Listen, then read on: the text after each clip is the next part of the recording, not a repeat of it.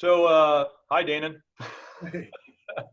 So, thank you for joining me here and for being another voice. I wanted to be able to open this up so that we can hear your voice. It was great to see you today. Honestly, any conversation that I have with you has been very honorable, and it's always great. But for those of you who don't know who this is Danan Hughes, number 83 Kansas City Chiefs during the 90s. Yeah, I mean, right? Yep. The good old So, days. right, the Marty Schottenheimer era, right, where we went Yeah. to every playoff and then lost in the first playoff game. Well, you could have left that last part out, man. Come on. But I knew you after that, right? I mean, Yes. you and I were helping people heal and grow, and still are. And it's absolutely it's a blessing. You came to my office several times. You presented to the people to explain your diet, what you were doing during that time, what it was like to be an athlete during that time, Yeah. and then what you might have been able to do better and saved yourself a lot of grief. And people listen to you, man. They should. I think the world of you. Very intelligent, obviously well-spoken man.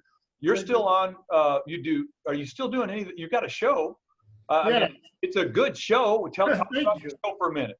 Yeah. So, yeah, I consider myself still having the ability to have one foot in the locker room. And what I mean by that is I do a lot of broadcasting. I have my own radio show, a podcast that I do during the football season. That's called Players Only. Players on. That's on 610 Radio here in Kansas City. And then I do college football, college baseball, college basketball, broadcasting from the booth as well, and Chiefs pregame and postgame shows. So I got maybe a little bit more than 1 foot in the locker room, but it still kind of quenches my sports thirst, I guess you can say, by having the ability to still stay connected to sports that I love. People don't know this about you, but you were a heck of a baseball player too. Yeah, you see all the baseball stuff behind me. Baseball is my favorite. It's always been my first love. I coached baseball for 11 years, youth baseball, travel baseball. I went to fantasy camp for the Royals. That was one of my bucket list items. I did that a few years ago. So, yeah, baseball is near and dear to my heart, probably a little bit deeper than football for sure. Yeah, what is amazing is, and just so we know that we set up some rules in the beginning, and I want to make sure that we understand this. As we have this conversation about what's going on in the world right now, you know this and I know this, but let's have everybody understand it. We are friends. You are allowed to talk over me. You are allowed to dive down, right? And me too. I just want to let everybody know there are permissions given here. If you have a point you need to make, you will make it. Here's the thing, though. What people don't realize is that when you were helping me, we had one of our people come up and say, hey, taking pictures with you and all of that. And then they said, I've got a baseball team that could really use some guidance. And you were immediately, I'm there. I mean, it wasn't like in a question mark. It was like, I'm there. Tell me when I can be there. You let me know. And you showed up and you gave a good talk and you let these people realize that they needed to listen to the coach a little better. And I still get, that was 3 years ago, and they still come up to me. It's so nice of you to let Dan. I said, I mean, he's just a friend. I didn't I'm sorry, but I'm his agent now. And but it was great of you to do that. And I can't say how much I really appreciated you. This is part of the community that I love. And you jumped right in. I always appreciate those opportunities. And, there's things that in our lives that bring an extra gleam, as Marty Schottenheimer used to say, an extra gleam to your eye. And anytime you talk about kids, sports, and specifically baseball, it's probably tough for me to say no. So those opportunities are great to be able to just plant seeds. And I think, God gives us all different types of talents. And yes, I had talents on the field, but I had talents off the field. And we're seeing that a lot with a lot of professional athletes nowadays and all that's going on. And one of my talents that I believe I have is the ability to plant seeds in kind of a down-to-earth way, whether it's talking to kids about hard work, talking sports on television, or talking everyday things that are going on in the society, good and bad. So I take that to heart. I am an open book. I try to be as transparent as I can, and I think kids and adults see that. And I think that's what it's about, planting seeds and trying to make things better. Yeah, so let's dive in, and lean into this one. You and I had a great conversation today, and I'm thrilled that you're willing to share your voice here. So tell me, I had a conversation with Derek Hightower. I don't know if you saw little pieces of that, Yep. but he's just a great guy. And obviously beautiful black man. He's one of my favorite people out there. He also was helping us with helping people heal and grow. There's some chronic disease in this world we've got to get rid of. Yeah. Obesity is one of them. This racism is another, right? So it's a chronic disease. I mean, it's become where it feeds itself, it seems, right? So let's talk a little bit about how your experience. You get to kind of come from the athlete's side. Yeah. So you said something to me, and I'll just open this up, and then I'm going to zip it. You said something that got me. It was, you do not know any black man in your life that has not had at least one negative experience with the police somehow. Would you elaborate? Yeah, it's a true statement. It's unfortunate because I have a lot of respect for good police, and I want to quote good police.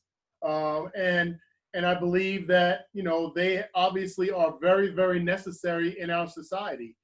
They would be who I would call if somebody was breaking in my house or breaking in my car or assaulting me or my family. But I will say, just like in anything, especially in law enforcement, I think it's essential that the good police out there are recognized. Not everybody are good. Not everybody is good. And I think you and Derek, I watched that entire podcast, did an outstanding job from his perspective, and you all connecting. I encourage everybody out there to go out there and check out that previous podcast with Derek Hightower, because that was awesome. But for me personally, like you said, I have never met any conversation that I've had with anyone in the locker room, outside the locker room, that is a black male. They've had some sort of interaction in negative fashion that seems to go against or sway outside the lines of what we picture proper policing to be. And that's discouraging, because that is a framework that is gets embedded into your mind, and unfortunately may inhibit or prohibit you to be as cooperative or as professional or what have you the next time you have an interaction with police officers. And I don't think people recognize that. You know, people want to focus on the deaths and focus on the abuse. And yes, those are egregious, no doubt. But there are things that lead up to that that may happen with the everyday beat cop from when I was growing up that walked the beat. Where did you grow up? It might be important to know that. Yeah. Where did you grow up? Yeah, I grew up in New Jersey, about 5-10 minutes from New York City. So North Jersey, between two very tough cities in Newark, New Jersey, and Jersey City, New Jersey. Born and raised in Bayonne. For anybody that's a boxing fan out there, the Bayonne Bleeder. Don't know if anybody's heard that name before, but the Rocky movies are after him. Chuck Wepner is from Bayonne. Yeah, I grew up in a tough area with a lot of family, a lot of people that protected me, and a lot of police officers that I had grown to know. Nowadays, the police officers that are there are people I went to high school with and grew up with. Seems like there's a tendency back there where a lot of people stay in the area and they become firemen, great police officers. And so I know a lot. I've always known a lot of police officers, and I know them personally. So you know what, it makes it tough for me to tackle this issue at times, because I know what's in the heart of a lot of good police officers, but I also know that there aren't as many good police officers as people would love to think. So that's discouraging to me. And I've had arguments with buddies that I've literally went to kindergarten with and grew up with that are police officers. And one of my comments is, you know, when I'm on TV and I'm talking about football, I'm talking about the good and bad that's on the field. If somebody does something stupid off the field, I'm talking about that as well as a stupid incident. And one of the challenges and issues I have with policing is you don't rarely hear when there's something that's bad, something that's negative, something that goes to the extent of abuse or of authority or death or you know, any of the egregious acts that happen. we don't hear from the police in the same way. And I think in anything, if you as a chiropractor, a great chiropractor, and you hear of other chiropractors that are doing terrible jobs, you gain credibility for doing it good. You gain credibility for being the person that speaks out on what somebody else is doing wrong. Yeah, but I also get the asterisk though, don't I, brother? I get the asterisk, you know. Yeah. I get the, you know, because and you look at it like that. It's like, well, that guy was using ground up chicken bones and he was throwing it on a dust type thing and running around going, hey, yo, hey, hey, right this, and he called it his chiropractic adjustment. You know, it's like, well, then I get, and I do, you know this, we all deal with prejudice. We're going to change prejudice and racism, although they can be interlocked. You said it beautifully earlier today for me, that they don't always interlock, because prejudice is something that is very different. Racism is another thing. But, you know, I deal with the prejudice all the time. And in some cases, it's because of that one crazy chiropractor that hits the media that decides to whatever it is. We had one, I'm not kidding, but we had one where this guy was, he was just a terrible person, and no chiropractor liked this guy. No chiropractor did, but he was wealthy enough, his dad was wealthy enough to where he could basically break the board. You know, the board could not go after him hard enough to get him out. Eventually they did, and it was gone. But in the meantime, I got to deal with that asterisk. Every service industry, I think, including your own, runs into that bad apple. And if that's the one that's highlighted, do you really think that, that's interesting. So you feel like the highlights are not enough on the bad too, as they are on basically look at this good cop or whatever? Well, I think it's human nature. I mean, not that you don't have credibility on your own by how you deal with your patients, how personable you are, how much your heart is into your craft. I've seen that on display, gosh, every week that I've been in your offices. I know that. But I think if you're comparing to people who are not doing something well, you gain credibility by being transparent. I gain credibility as a broadcaster by being transparent about what I see on the field and not being biased because I'm a former wide receiver, that all the wide receivers do is great and all the defensive backs do is terrible, when actually that's really true. The defensive backs are terrible. But that's a whole different topic. But you get my point, is that when we see something that's egregious, not the questionable ones, not the ones that you have to sort through all of the evidence. Yeah. I'm talking about the ones that a blind person can see. Right. And you're not even willing to stand out and say, that is wrong. And I have police officer friends that, like, even in our private conversations, won't go over the fence to say that. They'll be like, yeah, Danan, but. And I'm like, hold on. We see this entire thing. If you can give me this, maybe you'll get something back. You'll get some of that respect back, because right now it's so swayed between what's right and what's wrong, what's good and what's bad, what's not policing or good policing, and what's bad policing when it comes to interaction with Black people, we don't have anything to grasp. So help me out with this phrase, and I hear this, and this is the white man talking, and I want to be that if I can, and you get it. I love you, but you get it. I'm going to say it.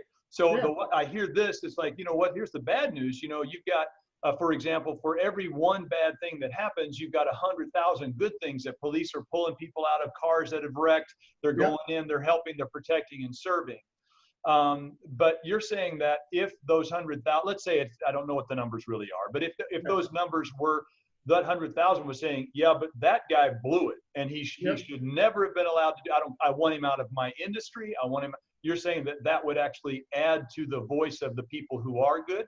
Yeah, I think so. I think it's human nature. I mean, there used to be a time where they didn't call out the name and jersey number of guys that had penalties in the NFL. Now they do. There's accountability. So now that you know that, you guess what? Will Shields, who was a great Hall of Fame offensive lineman, he doesn't get blamed because of the lack of calling out a number and a name when there's a holding call back when I was playing.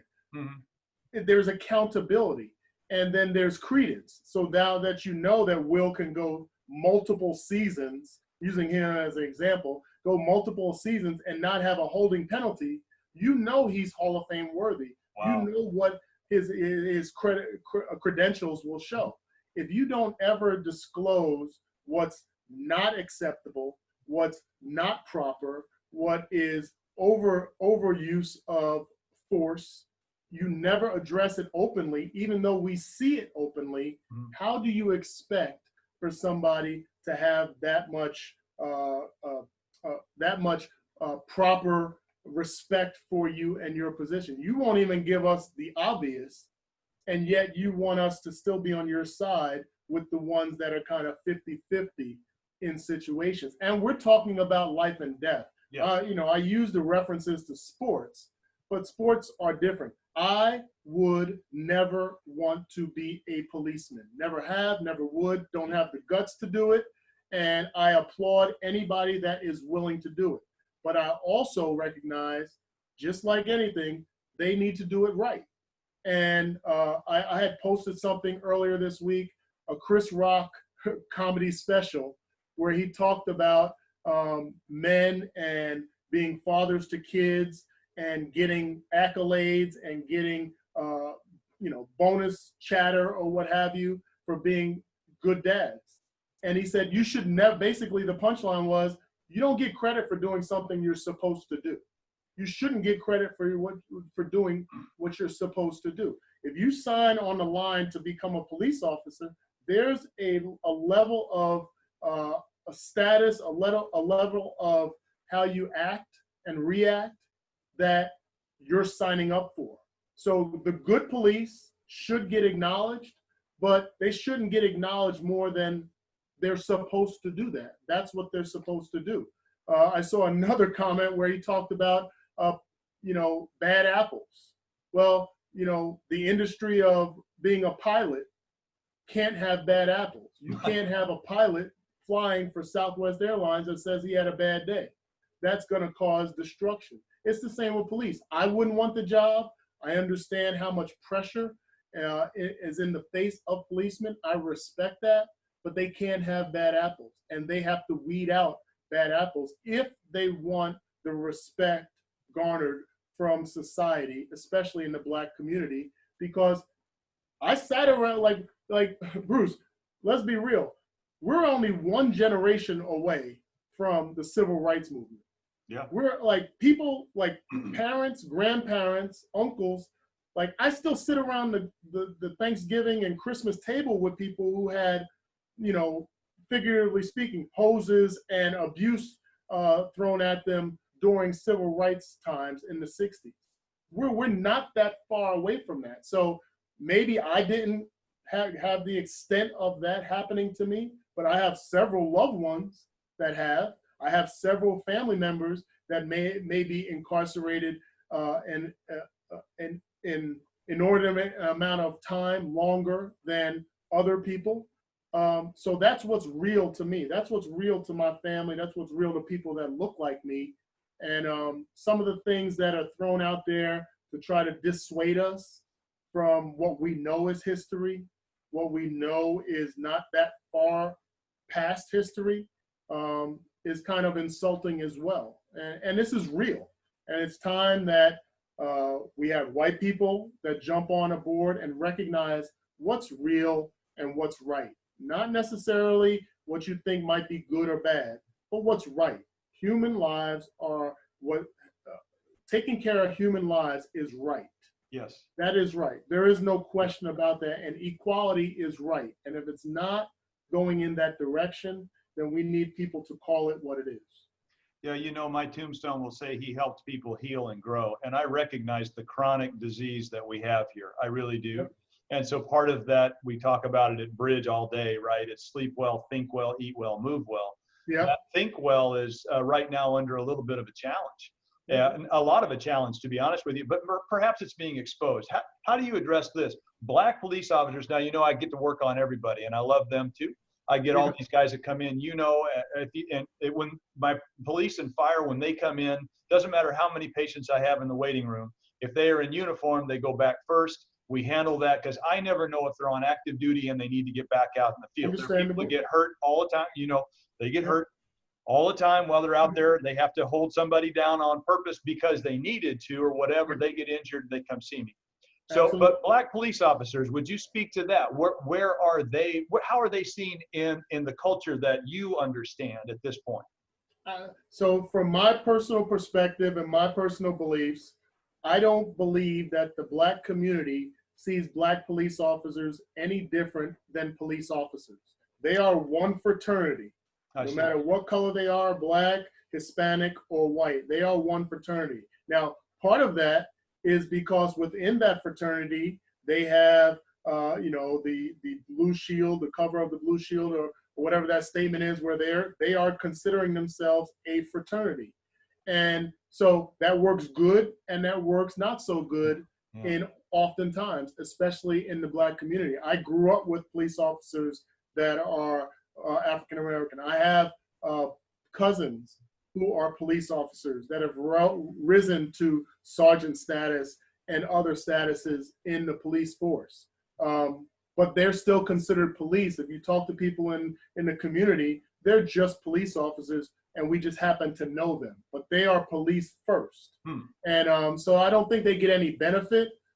They may get slighted a little bit depending on previous experience with police officers. If I had a police officer harass me while I was younger, or because I was hanging out with buddies in front of a restaurant or on a corner, and then another police officer comes, my experience that I'm pulling from that previous police officer might contribute to how I interact with this police officer. Not automatically, but it might, whether that police officer is black, Hispanic, or white. So let's speak to that for just a minute, because I don't watch these shows because it's just not in my case, but I have watched them occasionally as I'm flipping through. Evidently, there's this thing called Live PD. I watched a couple episodes of Cops and realized this is like watching a train wreck. You know, it's like a Winfrey show as far as I was concerned. You know, it's a train wreck. You just can't look away. But, you know, whatever it was, for me, it wasn't my cup of tea. Gotcha. But let's say and from my side, what we seem to see is that, hey, we found a pound of coke on this guy. We start to put him, the police officers start to put him in handcuffs. Here comes the aunt, here comes the mom screaming about taking my baby away to prison for no reason. Here comes the whole black community coming out. And they're yelling and they're giving abuse to this police officer.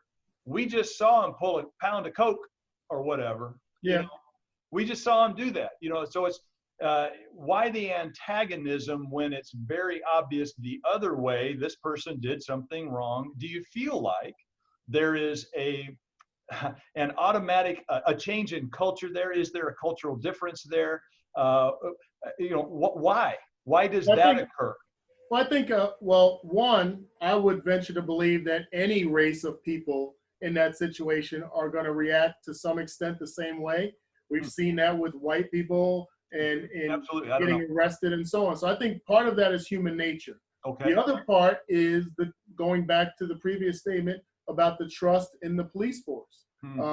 It's not so much about that instance. It can be just about what your previous instances and previous interactions led up to that. What you felt was unfair for the 1, 2, or 10 times that you interacted with a police officer before that time. And then you also add on, like I said, what white family would do, what a Hispanic family would do, obviously what a black family would do in that situation when they see their loved one on the ground or tussling with a police officer. That's part of the job. Yeah, there's bad people out there. There's bad policemen out there. I don't know why and I'm not saying you're saying that, but I don't know why when I look on my social media and I see some of the posts, why that's such a stretch, and why, as much as we don't want bad people knocking down our windows and breaking in our houses, why would we be okay or give excuse to bad policemen if they do something that crosses the line? Sometimes we make these things like it's rocket science, and it's really not. So I agree with you, but there's no but there. I agree with you. I also have this piece that sometimes is difficult, and it's been shown to me before, where my police officers, both white and black, my patients that come in that I get to serve, they will mention things like, you know, these bad things that happen, could happen in an instant. Now, I don't think anybody complains about the instant ones. You know, Yeah. you turn around, that guy might have a gun, he might not have a gun. You're going to pull on him. Oh, he doesn't have a gun. Well, I didn't kill him. He pulled around with his finger in his coat, and he was shot. You see what I'm saying? I don't think we're upset about those. I think we're upset about the ones that for no reason, driving while black. We talked about that, right? Running, Derek talked about putting a hoodie on and just running in a neighborhood. You know, he's an athlete like you, and he runs, and he's just running around with a hoodie on. He might get shot in the back if he's in some nice neighborhood, just because. I understand that one. So we're not. I want to make sure that we're not talking about the quick reaction. I don't know. This is a bad situation, right? No criminal or whatever. Yeah, we're not talking about the extremes, like those extremes at the obvious situations. We're talking about for me, I'm talking about the daily kind of regular interaction to what gets excessive, what based on what we see seems unnecessary. I get it, and that creates tension. You hear a lot of athletes, you're hearing a lot of black people talking about the tense nature that they feel when a police officer comes around.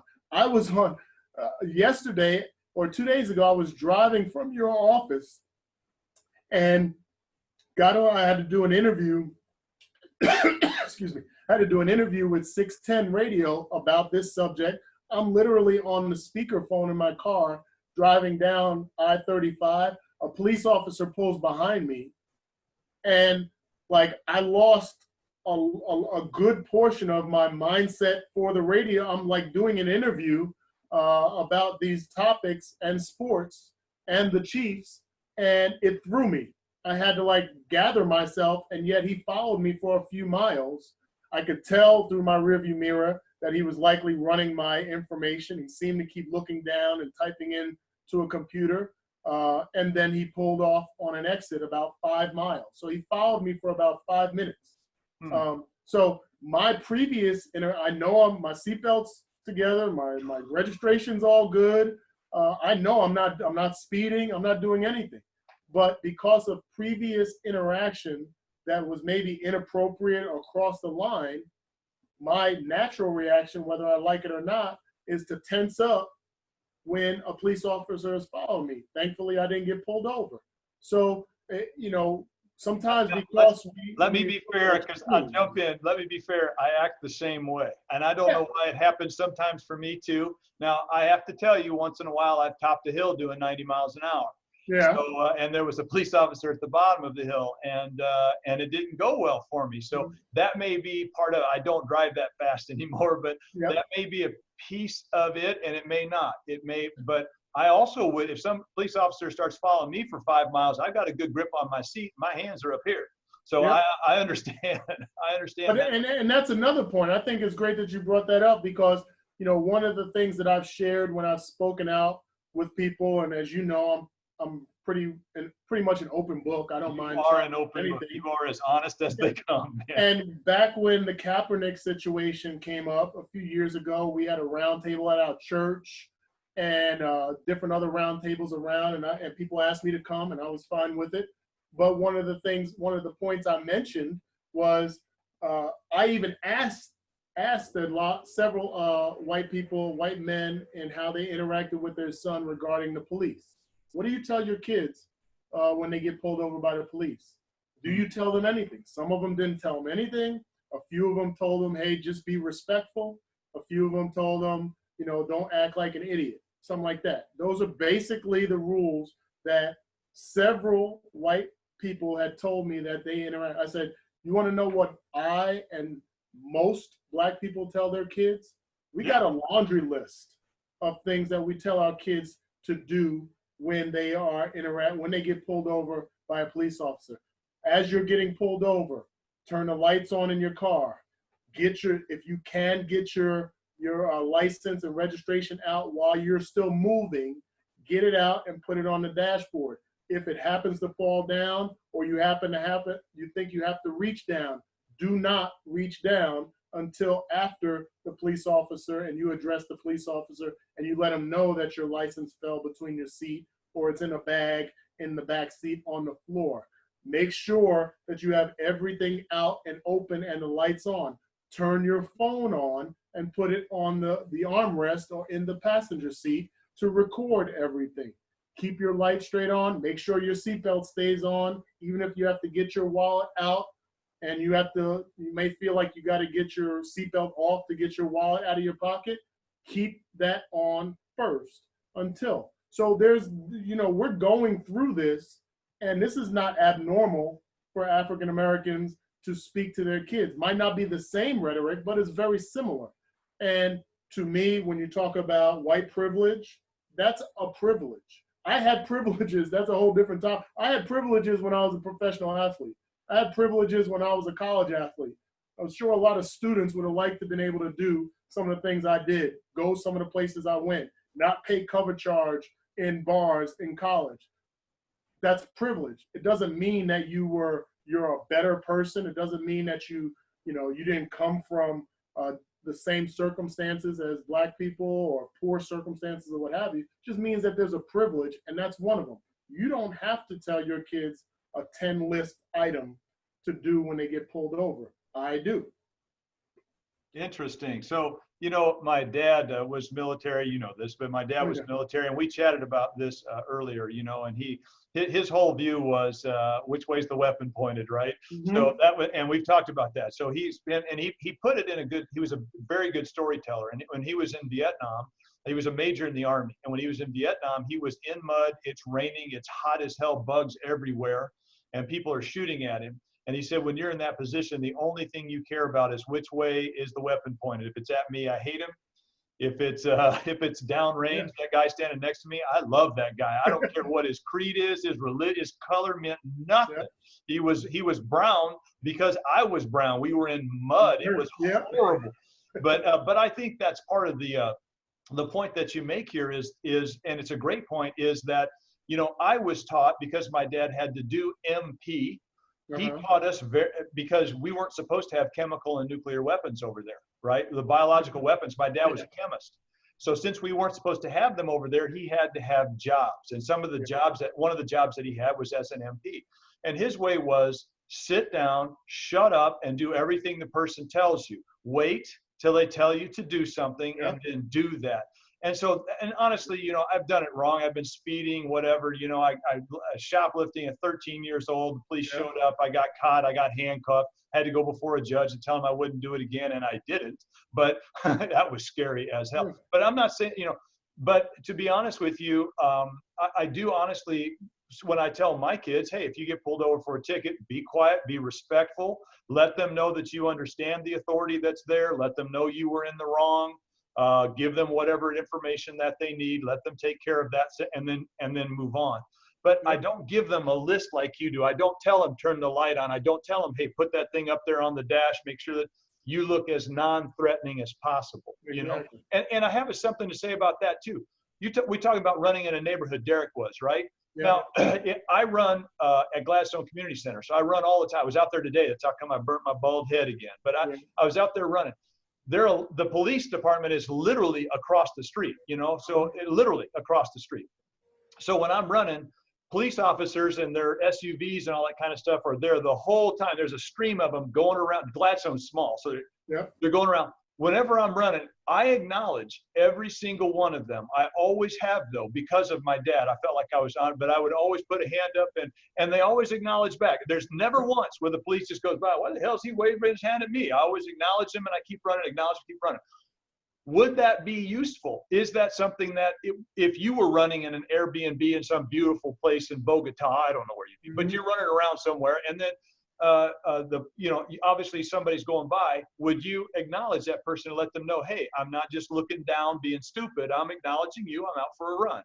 I mean, I think if it comes natural to me, I do. I don't jog. I like to jog. My wife and I jog together. I am adamant against jogging at night when it's dark. It's the most anxiety. I made the mistake of jogging when it was like sunset. And by the time I was like halfway through, it was kind of dark. And it was the most anxiety I had in any exercise for that rest of the mile and a half or 2 miles home. So I don't do it. And part of that reason is I don't want to put myself in a position that something excessive could happen in my neighborhood. And to my knowledge, I've lived in the same house for 24 years. I'm probably one of the longest standing people in my neighborhood as far as living here. And yet at any given moment, because of some idiot neighbor or some person that's new to the neighborhood, they may make a call, as we've seen, whether it was the lady in Central Park, right, or the other in past where ladies are calling on barbecues and so on and so forth, calling police, making up something in the dark with me jogging.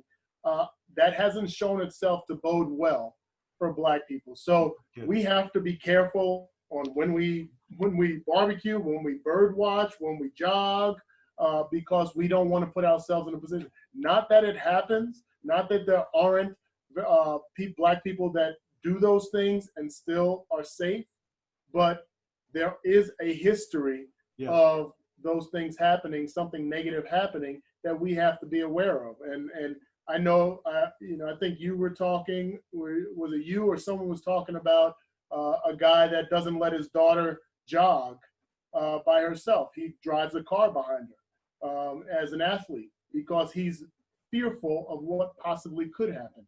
Well, we've got neighborhoods in this town where I wouldn't go jogging after night, no matter what. I just wouldn't put myself in harm's way. That's every city. It's not my home, is what you're saying. Because my home, I live in Staley. It's not my home. If I'm running in my home after dark, people are like, "Why is Bruce out here running in after dark?" I've been here for 14 years. But honestly, we do get once in a while vandals or people that are doing it wrong. I would say it's at least equal white to Black. I would probably say, I don't know for sure, so I don't want to be wrong, but I'd say it's 70% white, to be honest with you. But whatever, it's people that aren't doing it well, whatever that is. Those people will get called on. The good news is, I think now we've got all these rings and all that stuff. So now it's who is this person? You can see everybody now. You can, and I don't know if that helps or doesn't. So tell me. I mean, that's interesting too, because you think about, like, from a Black person's perspective, when you're talking about interactions with police officers, things that escalate unnecessarily. One of the things I say, and I told people, we be careful. My dad always said, some things that make you laugh will make you cry. And so be careful what you wish for sometimes. And we have allowed technology to grow. We've allowed opportunities to grow, where now we have the ring that we can see on camera, someone at our front door or around our house. We have our cell phones that we can FaceTime and do other things. And we also have the privilege and opportunity to use our cell phones as cameras. So when you're seeing all this develop now, for me, I've always said, imagine what was going on when there wasn't cameras. Right. Imagine what was happening with the abuse and so on when police officers weren't recorded. Right now, even in the midst of chaos with riots and looting, which I will say is terrible. Yes. Whoever is rioting, whoever is looting, they should be prosecuted. They should go to jail. No ifs, ands, or buts about it. I'm not giving it an excuse. It's against the law. That is wrong. Yeah, there's three factions. You've got your protesters that have a voice that need to be heard. Exactly. And that's what they've done. And thumbs up to them. Those people you walk with, right? Then you get the people that are looting, and that's a different faction, totally different faction. Totally and then different. You get, in my opinion, you get these people that are hijacking the dialogue that needs to be happening by throwing things at the police and causing mayhem. I mean, they may or may not be the ones that are looting. Yeah, but that's essential. What you're saying is you separate all three, because the protesters are doing exactly what they should do, what we have been told in the United States that we're able to do First by Amendment. law. You bet. We can protest. Yes. But what you're having in those situations is you're having police officers who know that they have body cameras, who know that there are hundreds of cameras on them, and yet every time I open up my phone and go into Twitter, or I see on the news, and I watch Fox News probably more than I watch CNN. That's surprising to a lot of people, but I do. And I see multiple examples of police not caring about the obvious. Like, you have a camera on and you know that there are hundreds of people protesting with a camera on you, and you knock this old man to the ground, or you swing on this homeless guy, or you rough up this girl and unnecessarily. I'm like, you're doing it blatantly in front of the camera. That only hurts my heart more, because all the years that myself, other Black people in my generation, and previous generations were pleading to you about what was happening, you wouldn't believe it. Even into the Kaepernick situation 3 years ago, when we were talking about these same issues, a lot of white people didn't want to believe us about it. But then, as soon as you see George Floyd literally lose his life on camera, go from breathing and talking to not breathing and not talking and dying on camera, now all of a sudden the uprising happened. And, you know, although it's great, part of us is like, dang, it had to take you literally watching somebody die in order for you to care, even though we've been telling you this for decades, that it's happening all over. So let's talk you get about a little mixed bag. Let's talk about the asterisk there, though, and I want to talk about it from my side. I agree with the protesters. The other two people, I think, need to be prosecuted, even the ones that hijacked the movement. I remember I remember going into a club. It was many years ago, brother, but I remember going into a club, and there was this absolutely stunningly beautiful Black woman there, and she was standing there, and some guy, my wife? You was looking at my wife? Probably, unless you were in drag, it might have been. I don't know. It was a long time ago, and she was stunningly beautiful, and I will never forget her words, because this guy comes up to her. He looked a nice enough guy to me. I didn't know, but he walks up to her and he says, "Hey, I'd like to," and she turned to him and says, "I ain't here for you." And that was it. That was like the end of it. Well, here's the thing. I'm thinking culturally, the protesters that are doing it right, as soon as the hijackers come in, because they're in the back, they're the ones throwing the rocks, they're the ones trying to take out or cause harm to the police. Everybody else is just wind. I don't care what you're saying, it's wind, it's not killing anybody, all right? But the other people that are hijacking it are in the back.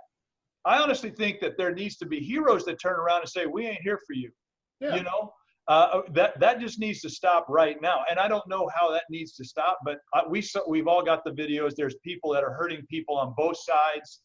Not the protesters, I don't think. I think the protesters are doing what the hijackers are doing what they're doing. Yeah. But I mean, that's every walk of life. You have those so-called bad apples. It's just unfortunately, in certain lines of work, you're not afforded the opportunity to have bad apples, especially bad apples that go unchecked. And when you hear of stories like the police officer that killed George Floyd had 18 or 21 different what do you call them? Different charges or different knocks against his record. Yeah, he was bad, for sure. Yeah, it's like you can check that. Like, I'm in the locker room. Like, if we had somebody in the locker room that was doing something wrong, we would check it. Marty and the coaches wouldn't have to check it. You know, and that goes back to even high school. When I played in high school, coaches didn't have to discipline. We could discipline within. And I don't think that I think this, that blue shield thing and the shield that covers everybody in their fraternity. I saw today that literally on camera, you saw in Buffalo, a police officer push down an old white man. The old white man hits his head, looks like he's totally knocked out, has to go to the hospital. We see the actual act of pushing him, and 57 officers resigned today from Buffalo because they said that those two officers that pushed that guy down weren't handled justly because they were suspended. And we're actually seeing it. So it's like within, you won't even give us an inch within your fraternity. I want to take the other side for just that we're asking. I want to take the other side for just a second, and not to say no, because we could both be right here. One of my friends was a police officer. He's no longer there. They got him on camera. He's got a guy over a VW Bug, and he's got him obviously pinned. He's got his arms behind him and so forth. The camera is on at a moment in time, not looking at the bug itself, and then they are both on the other side of the vehicle from the camera person. Yep. And then all of a sudden you see my guy or the police officer take a forearm and hit the back of the head of this dude and bounce his head off of the VW, right? Yep. It stuns the guy, and then they go to the ground. And this is what gets played. Here's the problem with that, and I don't want to make excuses. I just want to see if I can understand. I know because he told me, yeah, when I had him, I got his arms behind him. He wasn't in cuffs yet. As soon as I pulled him down, he grabbed my balls. Gotcha. Yep.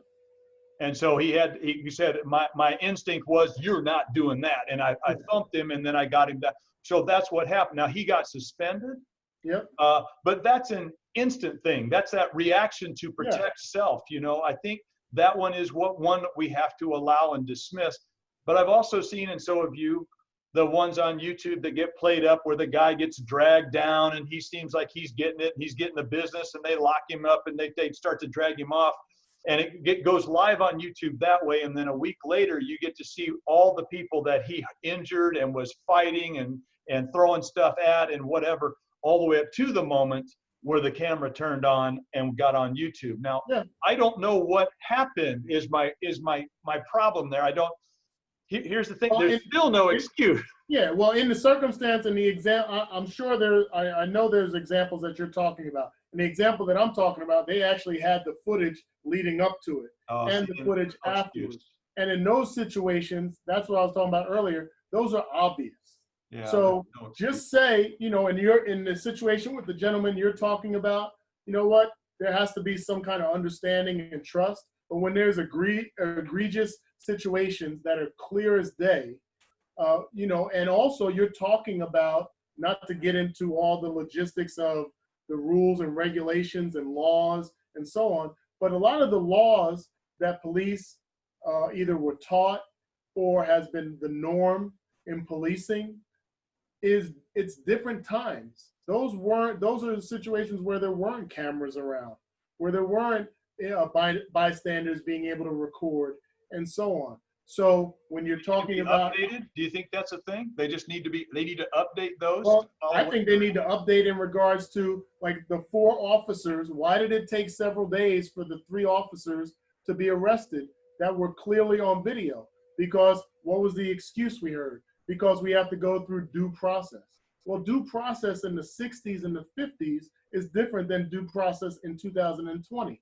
Due process back then, you needed to go and examine and investigate and have witnesses and be able to take, that took days, that took weeks. Nowadays, you have video.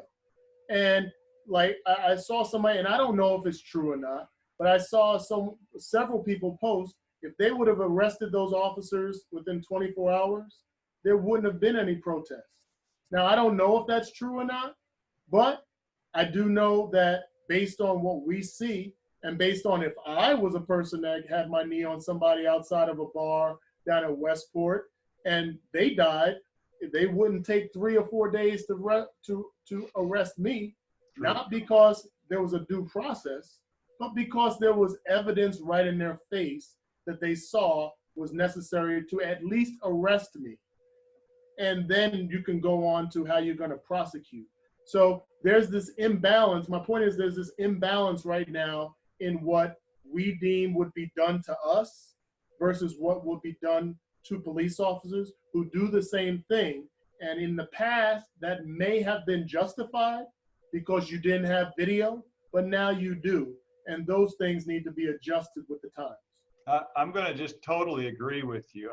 How do you deal with the asterisk in this case that George Floyd was not a good man? I'm not supposed to speak ill of the dead. Everybody wants to get up in everybody's face and, you know, they're trying to raise him as some kind of a savior. This guy did hard time. He's been assaulted. He's robbed people with weapons. This was not, now, I understand, but how do you deal? Well, I know how I deal with it. How do you deal with the asterisk that this is not a person you want to raise up and make the champion of a movement in a way? So I totally disagree with that stance, and here's why. He without sin cast the first stone is a biblical term.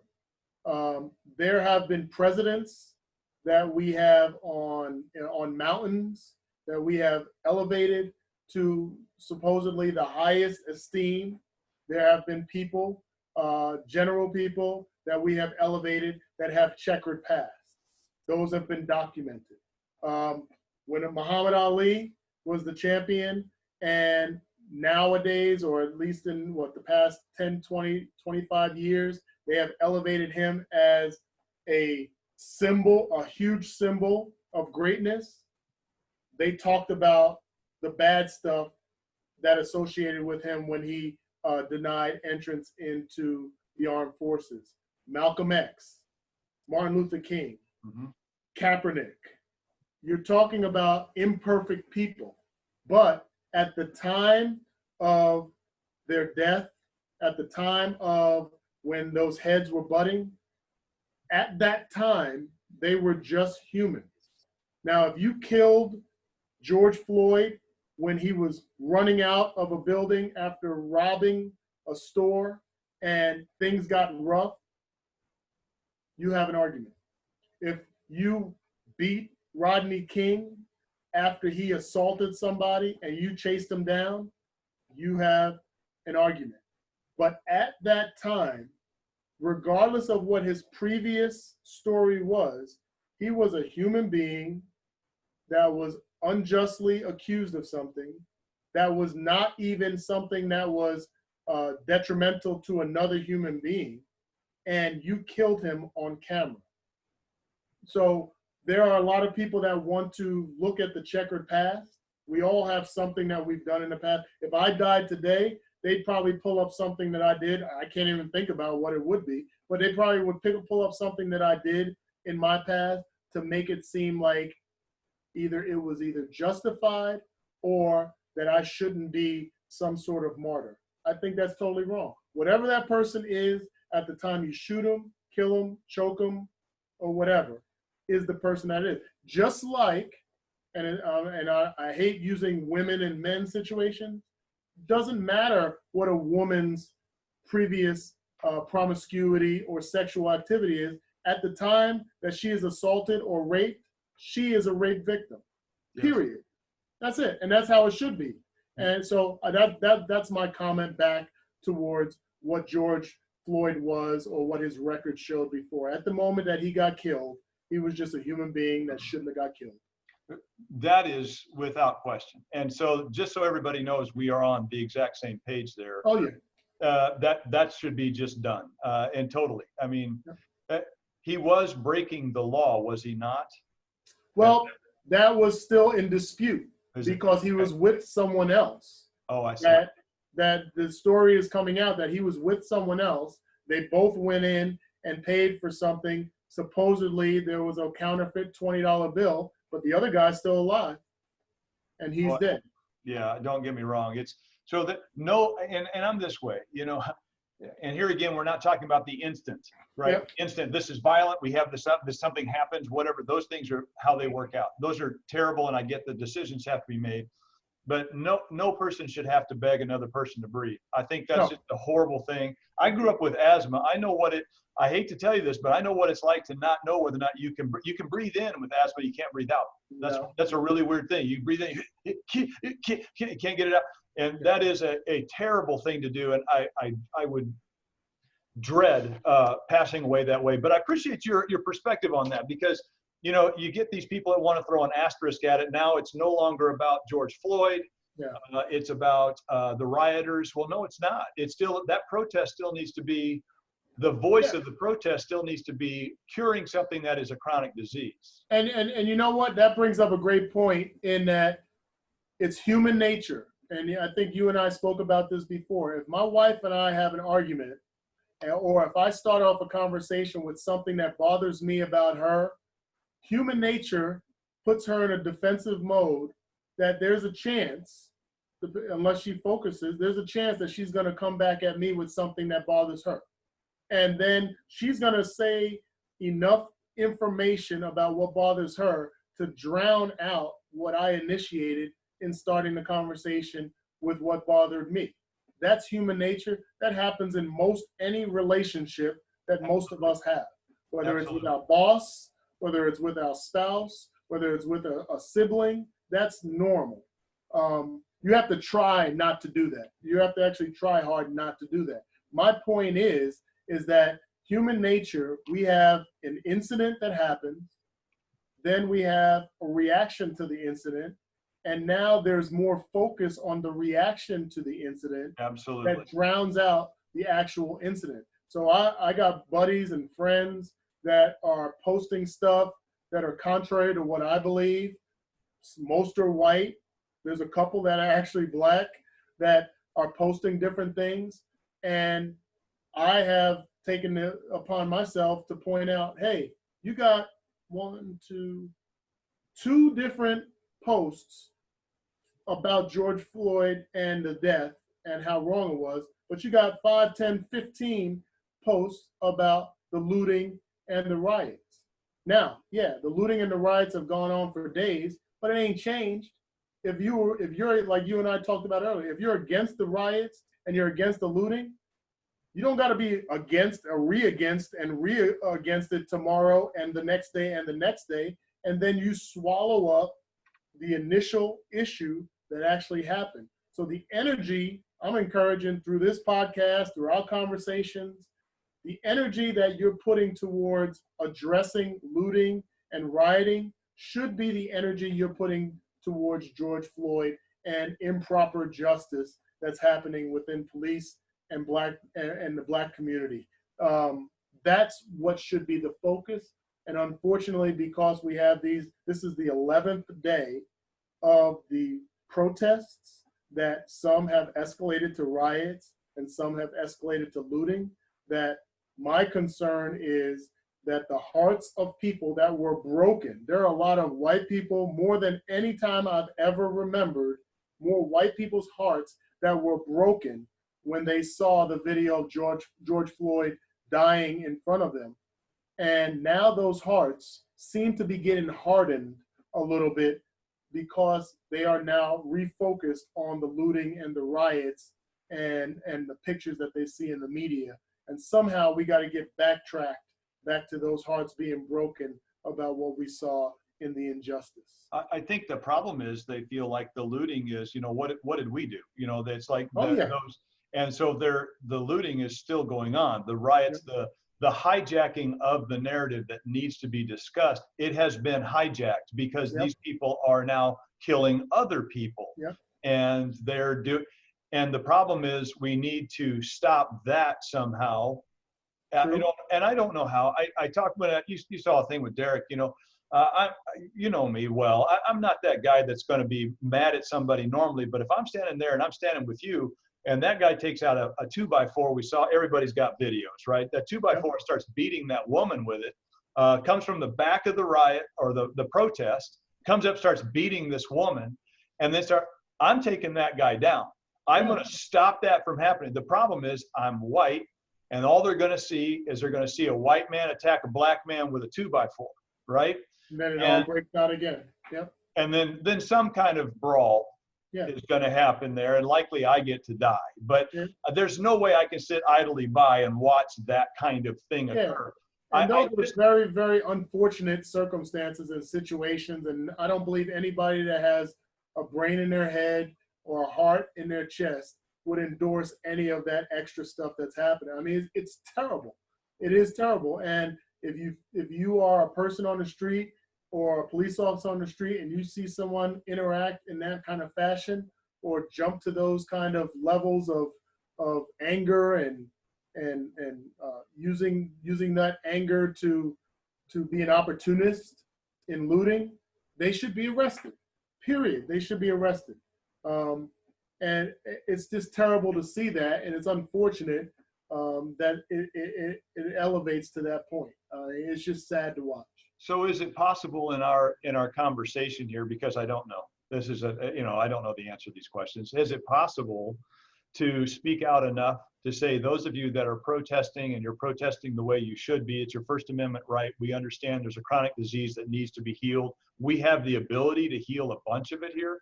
Yep. Is it possible to have those people turn around when the people in the back? One of my friends was just at one of these things, and he stood there like everybody else. He's with the sheriff's department. He's black. He stood there, and he just stood there, and he listened to everything come at him, and he was just like, I understand. That's venting. That's what it is. Yet 8 people deep, 10 people deep, those were the people that were throwing the stuff. Those were the people, they were from the back, and they were throwing stuff and throwing bottles, trying to cause harm. There was somebody right next to him that wound up getting their leg cut from the shattering of this glass. I mean, there was just, all of this stuff was going on there.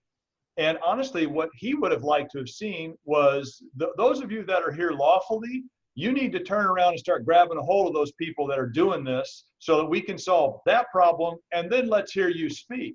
Yeah. I don't think you can do that. I'm sorry, but I don't think you could, but I kind of want to see it happen. You know, I kind of want heroes to show up in a way.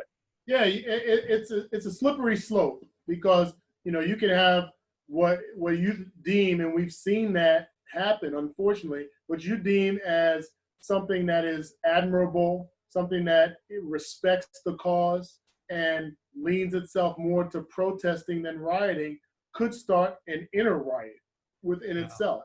So I think you have to be careful. We've seen some people hurt because they've tried to challenge rioters and looters, and they've been hurt themselves. So you have to be careful, and it's a very unfortunate situation. But I think it goes back to, if I'm going down to a protest with 5 kids in my house, my spouse, and I know other friends, just like I broke the huddle as a football player, and we got out of the huddle and with all the same game plan and all the same responsibilities within every single play of a game, that's what you need to do. That's where the onus should be, is on those people, responsible adults that are bringing their friends down, or meeting a group, or bringing a group with them. Hey, this is how we're going to act. Do not act like this. I mean, it's pretty much like a game plan, pretty much like any kind of sport that you play. So I think I would put the onus on those people first before endorsing any kind of heroic act by a random person, because they may light a fire somewhere that was just going to be a spark, and next thing you know, you have a riot inside a riot, and that's not going to be healthy for anyone. Yeah, I just don't have the answers. You know, you always like, it's a fantasy to believe that, you know, the first 8 rows of people could turn around and grab a hold of that rope, you know, and pull. And I realize that's just a fantasy. You know, I'm wondering if we don't have a need somehow for, you hear about these Antifa and other groups and all that stuff. I didn't even know what that was. Somebody had to tell me. But these other groups that hijack an excellent cause for their own agenda, you know, their own, whatever it is, their anarchy or chaos.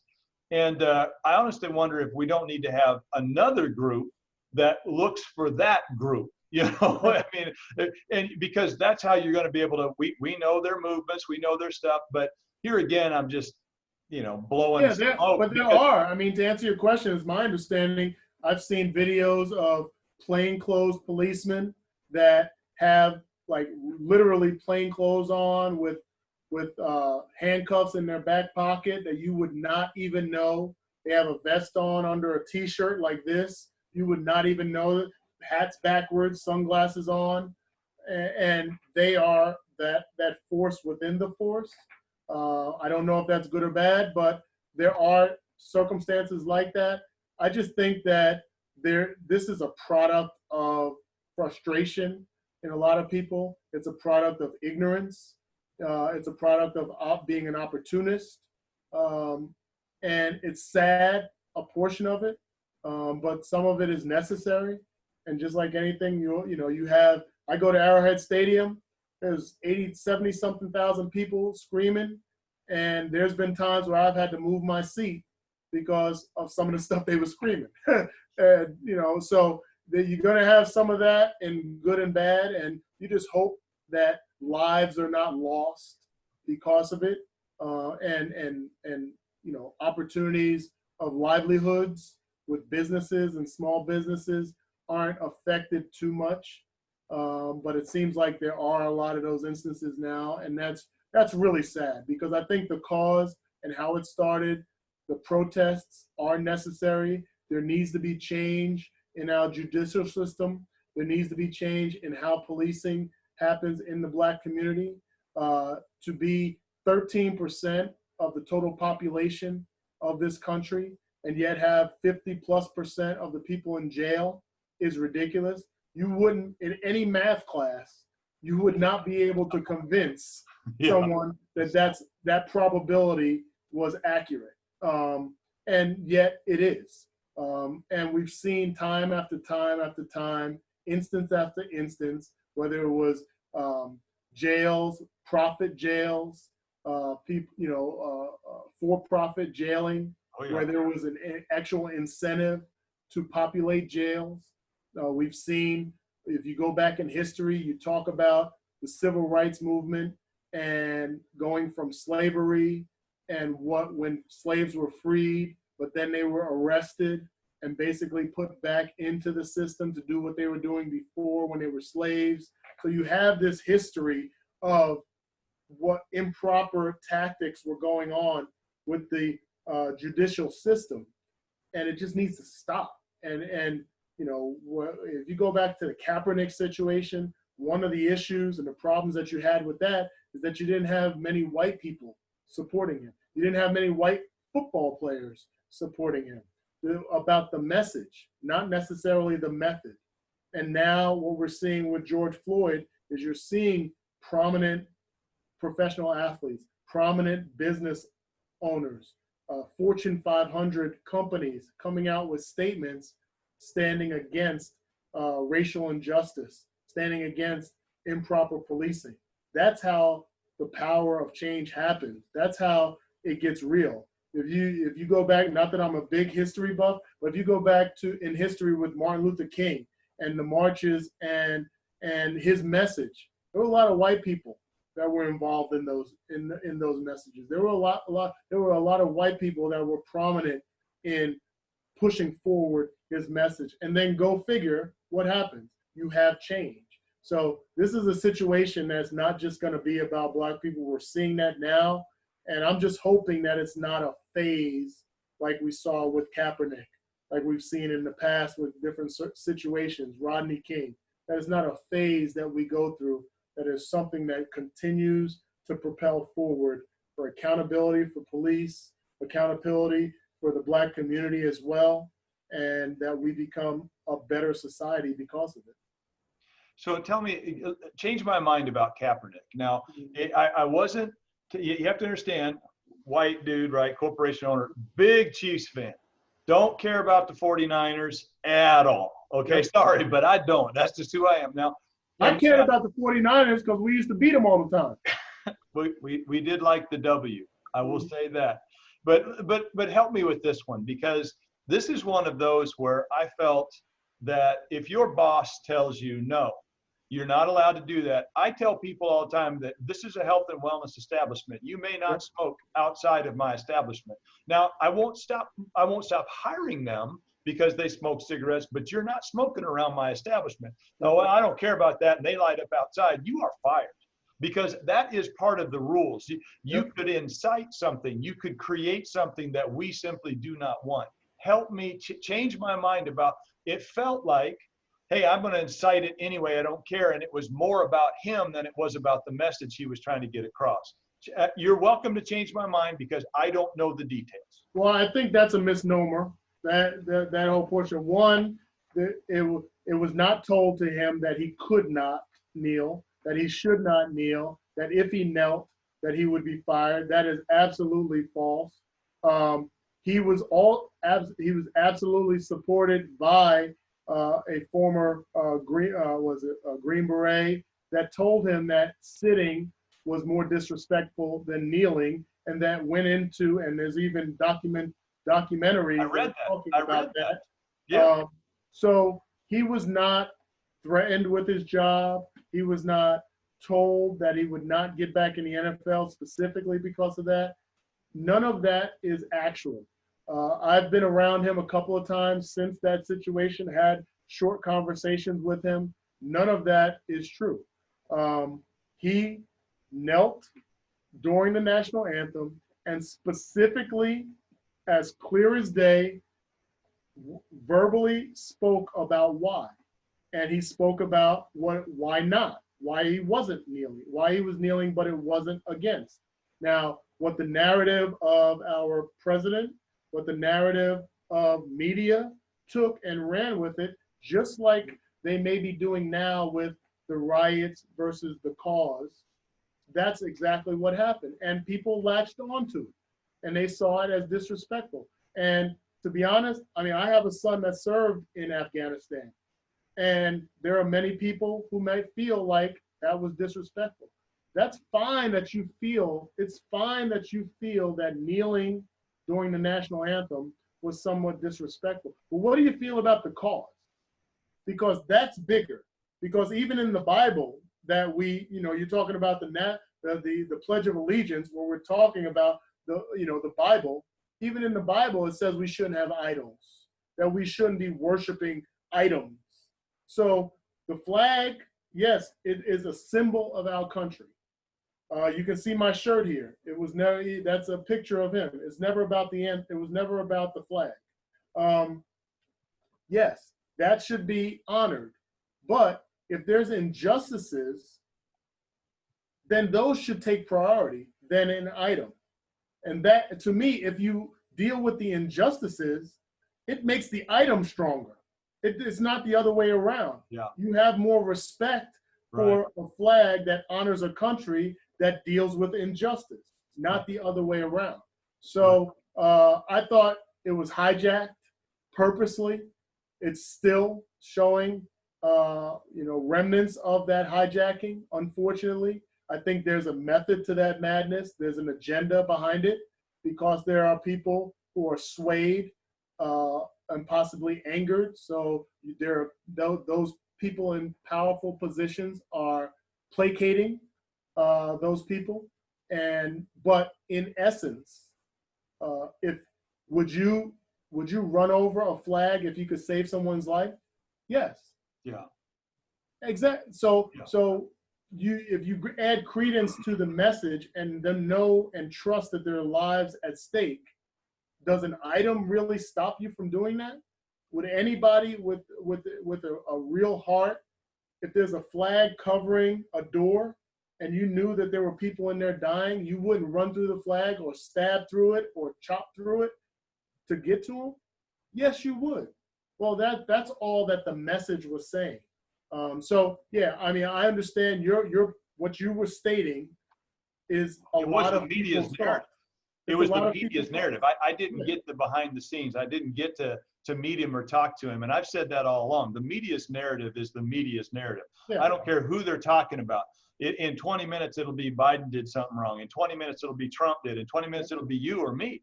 I get it. And the media does what it does because there's a 24-hour news cycle. You know what's funny about that? What's that?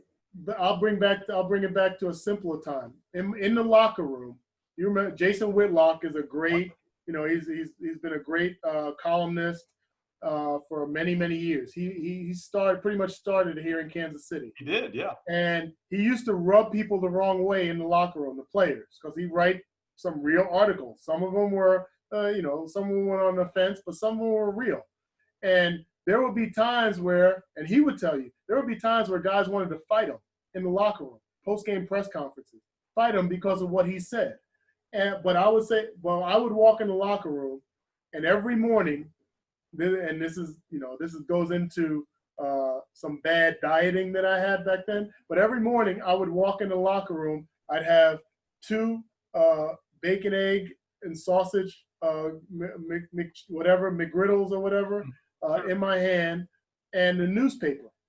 And I would sit in my locker. I'd get there a couple hours before practice or meeting start, and I'd read, and I'd laugh my butt off because of what he was saying about some of the guys in the locker room. And I would rib those guys like, look what Whitlock said about you, and you big dummy or whatever. He said you garbage, and we would rib each other about that.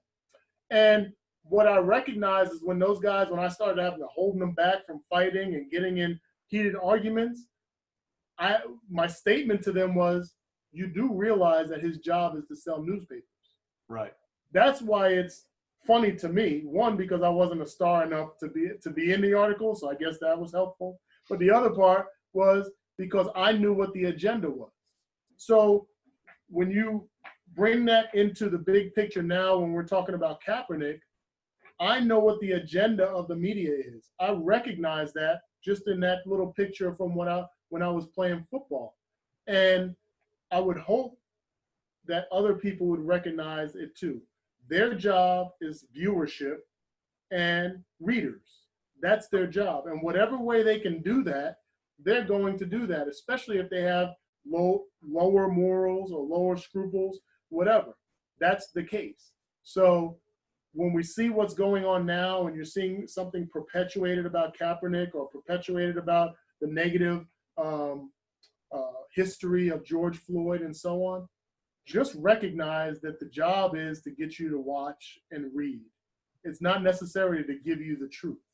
And I would hope that anybody that's watching this podcast or listening would, maybe that's a little jolt of reality that they may have to recognize that, hey, Fox News, CNN, whoever else, their job is to get you to watch. The internet and some of the Deadspins and the other places, their job is to get you to read their stuff. It's not necessarily binding to truth. And that behooves us that if it's something that's going to hit hard in our chest, that's going to make us be swayed towards anger or non-support, that behooves us to go dig deeper to find out the truth. Yeah, you spoke to that perfectly, because it was just about a year ago, almost to the day. I think it was actually in August. So it's however long ago that was. But we were, one of my friends and I were teaching nurse practitioners about the regenerative medicine that we do, growing a joint without drugs or surgery, right? So we're going to regrow this. There's a lot of things that have to happen, and it works some of the times, and we, whatever, right? So we're in that phase of trying to not have a replaced knee or replaced hip or shoulder. Let's see if we can regrow it. That technology is getting better and better. I say that though because Kansas City Star, while we were there, the Kansas City Star comes out we're in this big, it's all the nurse practitioners that come to that thing it's the Association of Missouri Nurse Practitioners Seminar, the convention in Branson. You got all these wonderful people that basically their job is to help people heal, So I'm in my element. I love these people, right? Yeah. And it comes out in the Kansas City Star. One of my trainers, who's a medical doctor, was named and then labeled as this and labeled as that, and just unbelievable. Another friend was called out. Another friend was, three of the people that I knew closely that are doing very good healing with this regenerative medicine that we do. They're terrific people. They were misquoted, misstated, and in fact, the one that they named the most often, my friend, the medical doctor, she refused to talk to him at all, never said a word. So they went to her LinkedIn profile, they went to her anything, and they tried to find stuff, and they turned her into this terrible person that was doing all this awful stuff, because in the larger markets, it proved that it sold papers. Yep. So Chicago had been hit with exactly the same headline. Chicago had, New York had, Dallas had, it was all of these places. And finally, they got to little bitty old Kansas City, Missouri. Same exact thing. Yeah. And none of it was real. It was absolutely horrible to look at this thing. We had to look at like legislation. We had to look at litigation possibly on it. But you can't nail somebody. And then saying the negative is impossible. And that's another thing I'd like to point out, because if somebody says, my friend Danan Hughes kicks puppies. Oh, Dana kicks puppies, that, and then it gets said again. Yeah. And then all of a sudden, you've got to go, no, I don't. Oh, yeah? Do you have proof? Do you have a camera on you 100% of the time that proves that you don't kick puppies when the camera's not on? I mean, it's a shame that it comes out where we're allowed to say something completely, and I really have to, I've dived into this mask versus mask thing, but I think anonymity has made it worse. It used to be you couldn't walk into a bank with a mask on. Oh yeah. Oh yeah. You couldn't walk into a store. You couldn't walk. I mean, you couldn't have a mask on. Now you're almost expected to, so you get to be a little more anonymous. And and I've seen that happen certainly on the people that talk on my Facebook. They don't have to come to me, sit in front of me, and say, "Tell me your story. I want to know you. Tell me about you." Right? No, they want to be able to sit back and go, "No, I heard that was different," and they're going to believe at you. Yeah. And they're going to. Everybody's an expert. Everybody's an expert on science, and everybody's an expert on what's right and so on. And I just always fall back to what's human. Yeah. I wear a mask in your office. I just a couple of years ago, I went back and got my degree. I didn't graduate on time because I played 2 professional sports and I got drafted and had to leave with only like 4 credits left. And I went back, and the one class I had to take was a biology class. And I took the biology class 3 years ago, and we specifically had topic after topic about chemicals and biochemicals and masks and whether they're worth it or not. And so I understand you and I have had the conversation. Sure. But I know that from a personal standpoint, for me, and I told you this, I know that there are people out there that don't know that information, and they feel like I'm thinking of treating my brother as I want them to treat me, because I know if the script is flipped and there's something that I'm concerned about when I'm jogging at night with dark clothing on, that I want the same benefit of the doubt from them.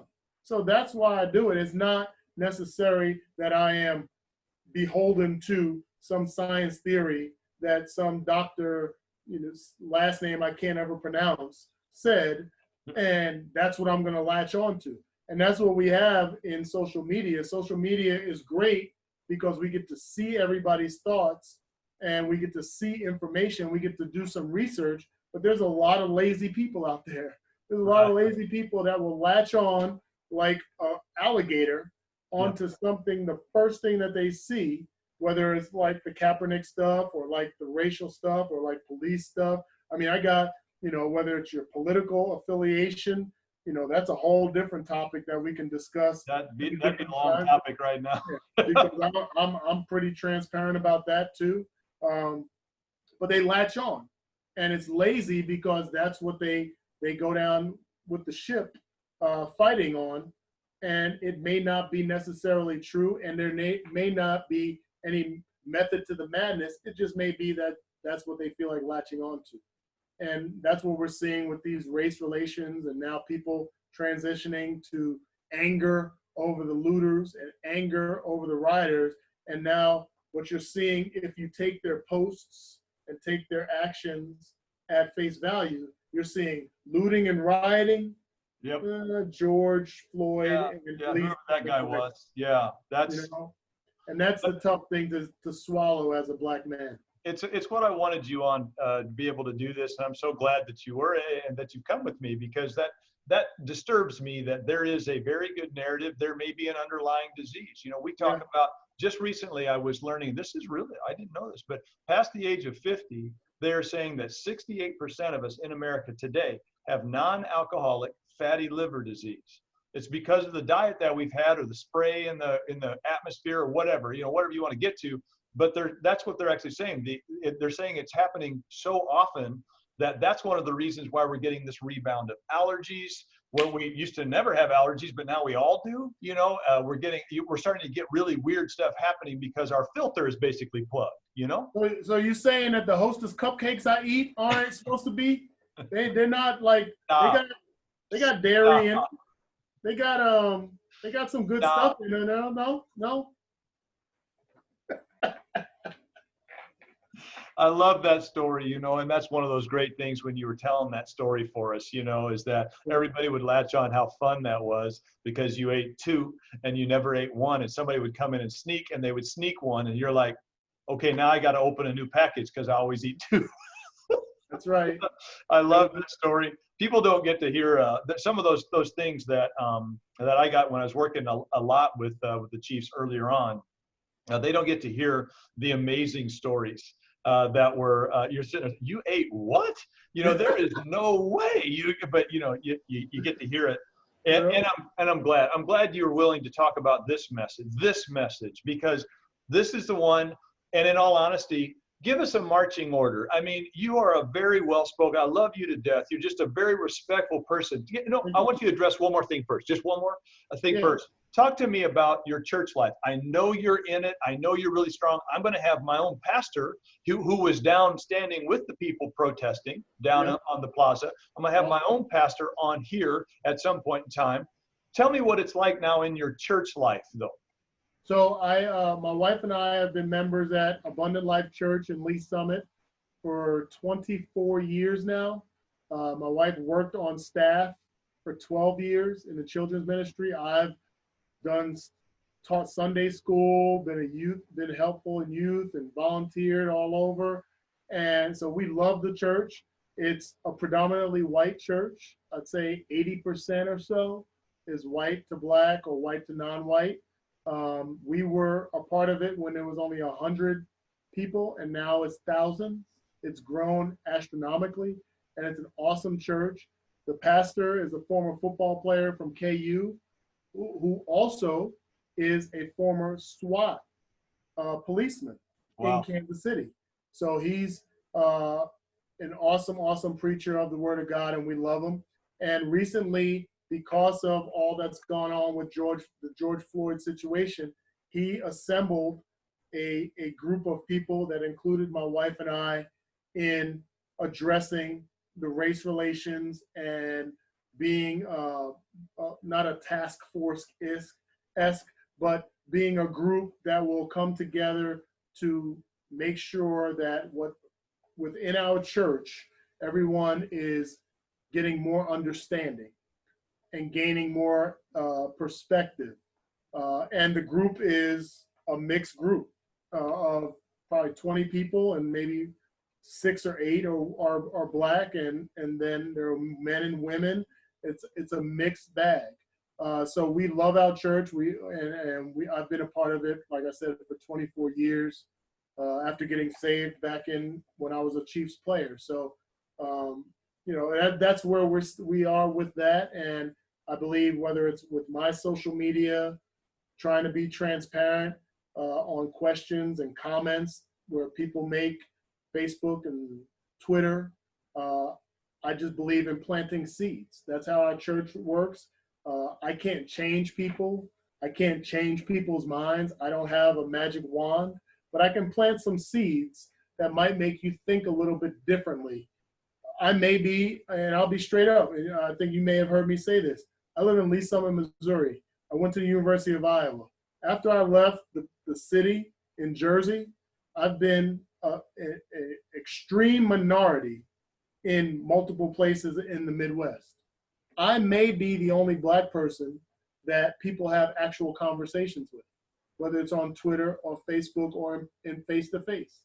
So I take that responsibility seriously, that although I may not be able to change your mind for 40 years, you believe something, I can plant some seeds that'll make you think a little bit differently, or at least have a respected perspective from somebody else that doesn't look like you. We all know, whether it's in Lee Summit or you go down the Lake of the Ozarks, or you know, the most country parts of Missouri, I might be the only black person you've ever actually interacted with. Yeah.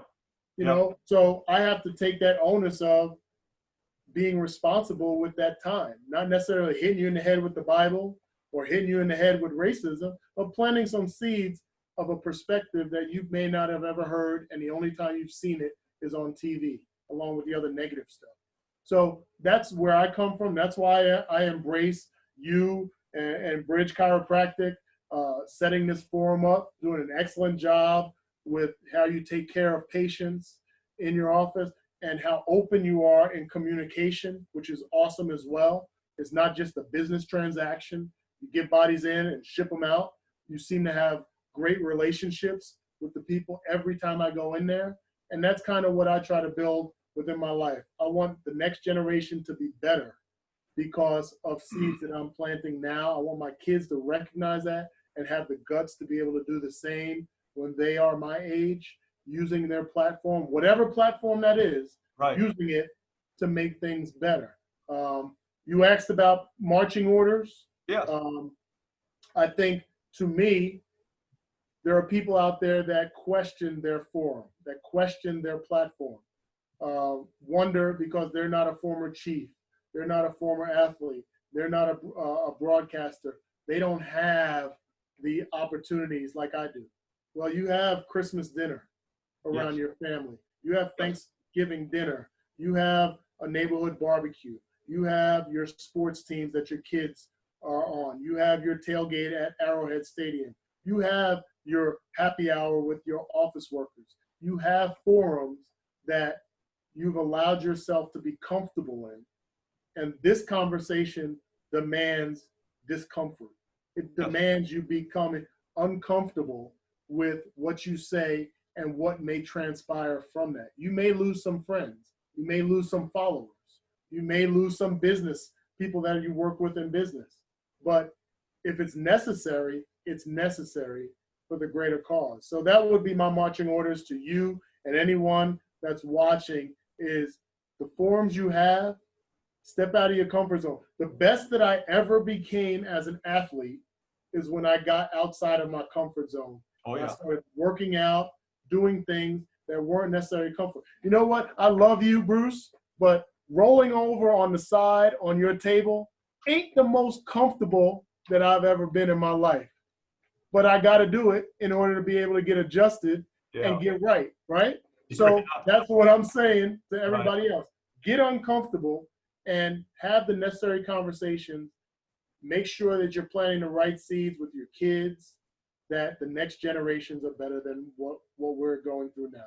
Yeah, I'm glad to hear it. Actually, it's actually comforting to me. You know, I rebelled against the political correctness for a long time because I didn't understand what that was actually trying to do. I understand you don't say certain words, and I was okay with that. There's all kinds of certain words. You have 100% access to the words you say.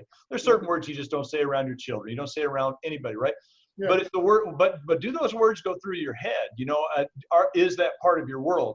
Well, the answer for me, and I'm very grateful for this, is absolutely not. I didn't grow up that way. You know, I was alive in the 60s. I was in Georgia. There was bad stuff going on all around me that I didn't understand. And I said in the last broadcast, you know, my dad, I taught 10 years, you know, it's the 10-year anniversary of all that kind of racial tension sometime in the 70s. And I asked my dad, and that's when he told me, he said, which way's the weapon pointed? Yeah. He goes, that's all that really matters. I don't want to also assume that the weapon is pointed at me. And I think that's what's happened. I think the underlying problem right now is that police officers, for whatever reason, be it past police officers that have gone through these neighborhoods and created this tension, probably, or past actions from a certain race or culture toward police officers, probably. I don't care who's the chicken and who's the egg.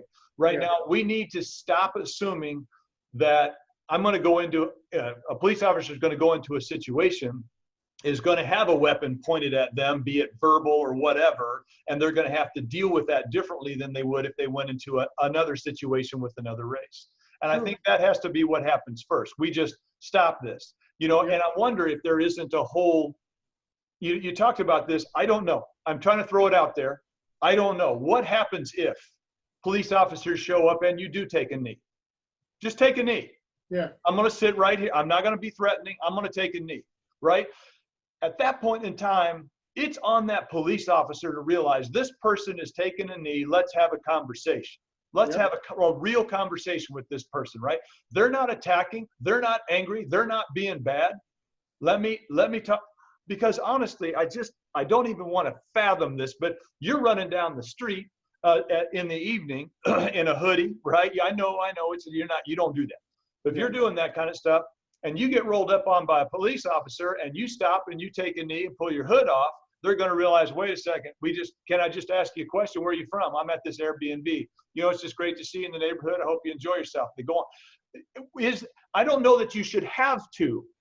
I don't. And I don't even know how that feels because it just kind of got blurted out from hopefully a good place. But what do you think? Is there a thing that we could do? Hey, let's start acting this way on purpose so that none of the reactions are going to happen so that none of the prolonged chronic disease that's out there. Is that a thing to do? Is it wrong? I think there can be something formulated that works like that. Maybe it is that. But I think the first steps, like I've never been to Alcohol Anonymous. I've never been to a drug meeting. But it's my understanding that the first thing that happens is that you own up to your actions. And we haven't seen that from the police officers. We haven't seen that from the judicial system. And I think that will go a long way before you have actions like what you're stating that could be a sign of, this is peaceful. Let's make this peaceful. You got to own up to some stuff. And, I hate to I don't want to make people think that are watching this that I'm trying to be biased against police, like they have more of an. I don't think so. I think you've made your point very clearly. But there's more of a history. There's more of a history there that has to be cleaned up. I would want, if I was in business with someone, or if I was in a relationship with someone who cheated on me or did something wrong, before we move forward, there has to be some ownership in that. And then we can start the healing process and the growing process from that. So I think would you let us up? I asked the same thing of Derek. Would you let us up, brother? I know you'd let me up because you would be like, all right, Bruce, you made a mistake. You said something or whatever. I feel every bit as bad in my soul. It dehumanizes me. It marginalizes me when I'm called a racist. I feel every bit as bad because that's like against everything, honestly, that I feel that I believe in and makes me tick. And you know that, but you know me, okay? Yeah. All right, so I feel just like somebody called me the N-word, right? That is like, you just dismissed everything I had to say by calling me something and pigeonholing me and putting me away. I feel disgusted by that. And I don't want to change that for anything, but would you do you think the culture, the black culture would allow us up if we finally went, hey, guess what? We were terrible. We need to make a really big change here. Or would it, for a while anyway, that's right, you guys were bullies and you're terrible bullies, and we're like, would you be able to, do you think the black culture would be able to go, you know what, we need to let them up? I don't think anything's immediate, and I would refer back to the parallel to a relationship. If you had a relationship, you had a girlfriend in high school or in college that cheated on you, or you cheated on them, would the automatic healing start upon your admission, or would there need to be a semblance of works after that? There would have to be some. Now, there's always going to be those few that might say immediate gratification or immediate acknowledgement, clean slate. Then there's going to be some people over here on this side that'll say, hey, you need to show me, because I've been going through this for the last 20 years with these police officers doing X, Y, and Z to me. You're going to have that. But I think it's a great first step, just like it would be with a relationship. So that's what I would encourage. And even when you're looking at the protests, you're seeing some of the peaceful protests where police officers are joining in and being embraced. Why are they being embraced? Because they met the protesters with humility. They met them on their knees. They said the right things on the microphone. Now, those people embraced them. They knelt together, prayed together, talked together, marched together. But I guarantee those people are going to be watching for the next 1 month, 2 months, 1 year, 2 years to see if the meat is going to match what you had put in on camera. So that's human nature. But if you try to skip one aspect of humility, you're not going to have the credibility that it's going to take to garner that kind of respect back. We had a few Chiefs teams that were 2-14 and 4-12. If they didn't, they could talk. If somebody wanted to say they're a great team that happened to be 2-14 or 4-12, how much credibility would you give that person? I'd want to see him play next year. Yeah. So right now, Scott Pioli, Todd Haley, when they were 2-14 and 4-12, how much credibility were you giving them as football fans that they were saying that we're just on the cusp of something great. No, because you got to admit when trash was trash. Yeah. And so you got to admit when bad is bad in order to have people recognize when good is starting. I can't say it thanks enough for all of your time. You spent an hour and a half with us here. Hopefully people will get a chance to listen to this to the end. Absolutely. And I do appreciate the podcast that we get a chance. It's a great forum, and adding your voice to mine. I'm going to go ahead and make sure I record this, and then I will send you that recording. I'll tag you on all the links and do all of that stuff. If you still agree with all of it, we'll keep it. If you feel that we need to do something different, then I'll change it. Okay. Well, the only thing I disagree with is the lighting is making my hair and my beard look gray. I don't know why. This is light. I've been trying to get my wife to change the lighting because I'm really not gray up here and here. So if you could change that, that would be great and make that corrected. Otherwise, everything else is perfect. I used to feel bad that I didn't have any shoes until I saw a man who had no feet. I would feel bad about your gray hair if I had. Gotcha. Touche. I got you. I'll see you later, my friend. Thank you so much. Bro. Thanks for having me.